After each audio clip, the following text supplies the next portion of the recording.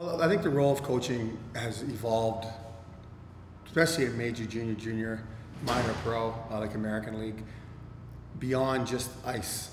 Even NHL, you've got to know your players more. You can't be just see them at the rink, do a drill, don't talk. You've got to be able to communicate with your players, and that communication has to come through an interest in the player himself. If you're in the NHL level, knowing if the guy has a wife, knowing if the player has kids, knowing if he has parents that are still alive, where they live, just little things so they feel a connection.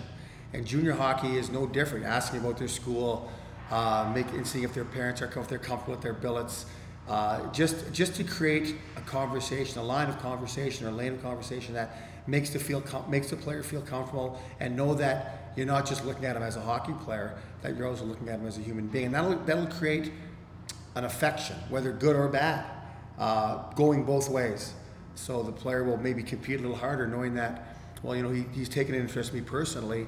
I like him, so I'm going to compete harder for him. Or sometimes turns your tables when the player's not playing as well, and you've created that line of communication, and you've got to come down on them harder. They don't sometimes understand. Well, last week he was talking to me like I was his best friend, and this week, you know, I'm his whipping boy. And that's where the line of communication would come in handy, where you've created it. Now you can use that, saying, well, this is why you're playing less or playing more, or, you know, being benched for whatever reason.